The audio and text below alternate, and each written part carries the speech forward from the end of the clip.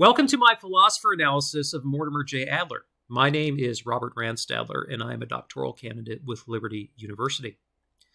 For those of you unfamiliar with Adler, he was born in 1902 and unfortunately passed in 2001. He was an American philosopher, educator, and author, best remembered for his work in the field of classical education and for his efforts to promote what he referred to as the Great Books curriculum. We'll talk about that a little more in a future slide.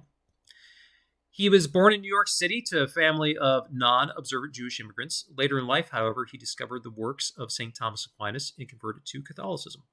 Ironically, he dropped out of school at the age of 14 to work in journalism, but later attended night classes at Columbia University, where he also went on to teach philosophy and education. After receiving his PhD from Columbia in psychology, he also went on to teach at the University of Chicago.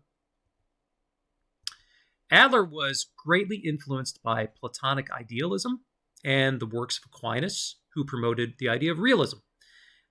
He reconciled these views, combined them, and often contemplated how they worked with one another, and came to the conclusion that virtue can be achieved through observation and interpretation. In other words, these immutable ideas that are presented in Western philosophy, we can observe and interpret them to solve the problems of the present. And in doing so, hope to achieve some of those virtues as outlined by the classic Greeks. He promoted the study of great works of literature and philosophy as he thought they were essential to a traditional liberal education. Individualism, liberty, the promotion of free thought in a democratic society. He later adopted a philosophy he coined Neo-Thomism, which sought to reconcile the ideas of Aquinas with other modern philosophers. He was a proponent of educational reform, but often dueled with early progressives that he termed or referred to as experimentalists, the most notable of which would be John Dewey. Early in his life, he disagreed pretty strongly with Dewey. He took a more conservative approach to education. However, later in life, he ended up agreeing with Dewey and endorsing many of his views. Adler, near the end of his career, actually felt that American democracy was broken and in need of social change and reform. As I mentioned earlier, he was a prolific writer who wrote or co-edited more than 50 books on a wide range of topics, including philosophy, education, and politics.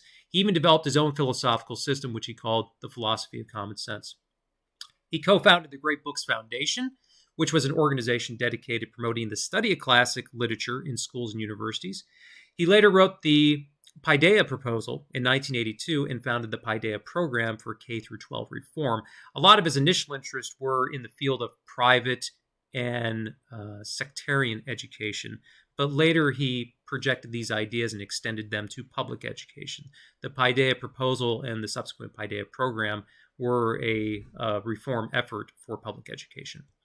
He was also the recipient of the Golden Plate Award of the American Academy of Achievement and was inducted into the Aspen Hall of Fame in 1993.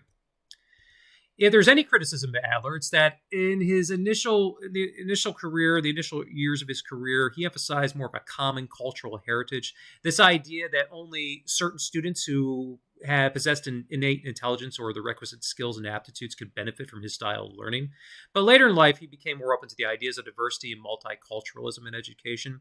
And he also acknowledged the importance of cultural diversity in American society and argued that a common curriculum would promote unity and understanding among diverse groups of people.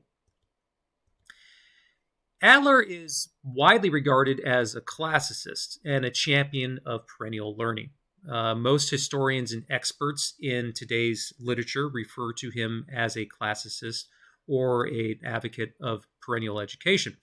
However, there's an argument that can be made that he was actually one of the more progressive reformers in education in American educational history, right up there with the likes of John Dewey, who he, like I mentioned earlier, actually endorsed later in life.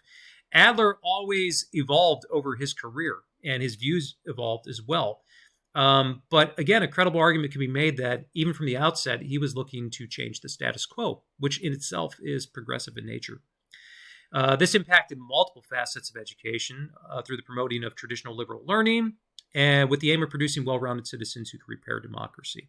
So all in all, a very interesting figure and one who, if you are not familiar with, I highly encourage you to visit and explore.